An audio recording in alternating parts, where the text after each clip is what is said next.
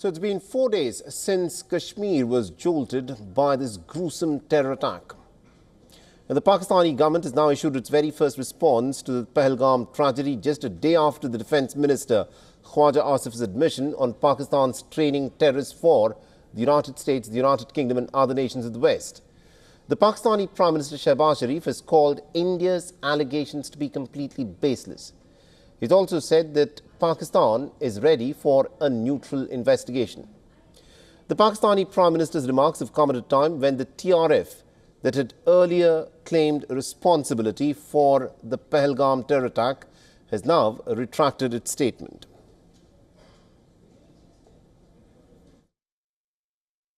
Pakistan is open to participate in any neutral, transparent and credible investigation. The resistance front is in fact the shadow group of the banned Pakistan-based Lashkar-e-Taiba 4 days after the Pahalgam horror. The TRF said an unauthorized message was in fact posted from one of their digital platforms. The terror outfit has accused India of manufacturing chaos for political gains, adding that any attribution of this act to the TRF is false. The TRF's retraction comes in the heels of Pakistani Prime Minister saying that the attack is an example of a clear case of blame game that is being practiced by India of levelling baseless allegations. He's also said that he's open to third-party probe in this matter. This, remember, is not the first time that Pakistan has offered to participate in investigations. In 2016, Islamabad had offered to do the same. The Pathankot terror attack, this was when a team of Pakistani investigators and officials had visited the Pathankot airbase. Similarly, in the Mumbai 26/11 terror attack, Pakistan had agreed to cooperate with India. But despite all evidences provided by New Delhi, Islamabad had failed to respond. Shehbaz Sharif, while giving a speech at the Pakistani Military Academy, which was attended by the Pakistani military officials, also repeated the remark made by the Pakistani Army Chief Asim Munir, in which he described Kashmir as the jugular vein of Pakistan. The Sharif stressed that Pakistan's armed forces are prepared to defend the country's sovereignty.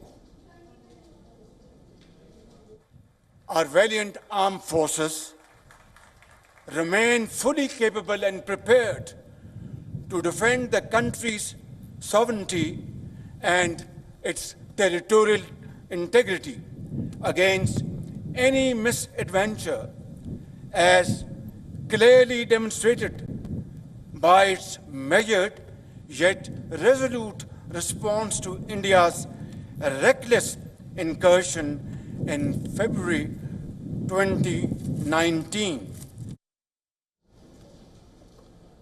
Responding to India's suspension of the Indus Water Treaty, Pakistan's Prime Minister has vowed that Pakistan will respond with full force if its access to the Indus waters is denied. Any attempt to stop, reduce or divert the flow of water belonging to Pakistan under the Indus Waters Treaty would be responded to with full force and might, and nobody should remain under any kind of false impression and confusion. All right, now to give us more perspective on this, we are joined on this broadcast by Major General Rajan Kochar. He is, of course, a defence and a strategic affairs analyst. He's joining us live from New Delhi. General Kochar, thank you very much indeed, sir, for joining us here on WION. Now, this statement by the Pakistani Prime Minister now stating that this was a terror attack in which Pakistan had no hand in, and that Pakistan is open for an independent and a neutral investigation. This is not something new that a Pakistani Prime Minister or leader is saying, because something like this has been done before in the case of Pathankot and also in 26/11. What do you firstly make of this statement by the Pakistani Prime Minister, and how should India respond to this? Very interesting question, Mohammed, you have posed here. The first thing we have to analyze is that there has been a widespread world reaction on this terrorism incident by terrorists sponsored by Pakistan. in the United Nations Security Council also a very strong statement has emerged. A second important aspect, which is very important to understand, is that there has been a tremendous backlash by the Kashmiri population in Jammu and Kashmir. People have come on the roads, people have uh, taken out candle marches, protests against this action. Possibly Pakistan was not expecting it, and especially the Pakistan Prime Minister in cohort with the Pakistan Army chief. So I think now this is a damage control exercise. And that is why I have seen this statement of the resistance front has been backtracked, because there are external pressures on these proxy groups now. They don't want this to escalate beyond a point. See, you have to understand the psyche of the Pakistan army. Pakistan army may appear in bravado, trying to say that we are ready for any eventuality and this will lead to war if the waters are stopped and things like that. Does the Pakistan army have the capability to go to war? Because I have done my own wargaming on this, and I find that the Pakistan army is incapable to fight a war more than 7 days. And what is happening now is that there is, if you can see, there is a design in this. There is a close coordination happening between the TRF, between the ISI of Pakistan, between the Pakistan military and the Pakistan political establishment. And that is why when you see a statement of the TRF, immediately you see a statement of the Pakistan Prime Minister actually coming into play. So I think it is a recalibration of their strategy, because they are now expecting a strong reaction from the military of the Indian government. And it is very, very clear that in a matter of a few days, there'll be a strong military response. We have had a diplomatic response. We have seen the Indus water happening now. And we have seen a diplomatic response, and Pakistan is fearing Right. that the FATF grey list may not be incurred, or may be incurred on it now, because they took 4 years to get out of it. And that is why this TRF statement is coming into play, because they don't want to show that it is their hand which has caused they are trying to project that it is a local issue, the local people have done it. And that is why the face saving, Right. that they want a third party going to investigate into the entire thing.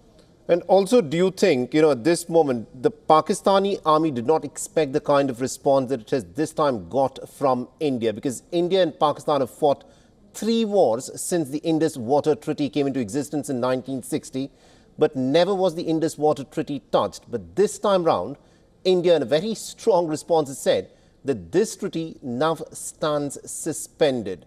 And because Pakistan effectively depends on the waters of the Indus River, do you think this is going to hit them really, really hard? Something that they did not expect, which is what perhaps prompted, the statement that we heard also from the PPP leader. Absolutely. You see the Pakistan response. The people have come on the roads in Pakistan. The people are protesting in Pakistan that this is going to be a major catastrophe for Pakistan. You have to understand 24% of the Pakistan's GDP, and this is as per the Economic Survey of Pakistan 2024 figures. 24% of the agrarian economy is being contributed to the GDP. 31.8% of the jobs in Pakistan are based on agriculture. 68% of the entire population in Sindh and Punjab. See, anything, you have to understand one thing. Anything which affects the Punjabis are going to hurt the Pakistan the most, because 80% of the Pakistan army is dominated by Punjabis. So Right. when you hurt the Punjabis, you are going to find there is going to be a turbulence in Pakistan, and this is the extreme form of a psychological warfare, I would say that. What India has done is, India has done it for the first time, and my compliments to the present government. They have invoked this Indus Water Treaty. It's a great psychological warfare which has hit the psyche of the Pakistan nation. You see, the stopping of water and all those things will take time. But the psyche of the Pakistan nation, the very fact that their water is going to be stopped, is you shaken them up, and it has also shaken up the establishment in the Pakistan army. And that is why we are seeing these kind of statements by the political leadership.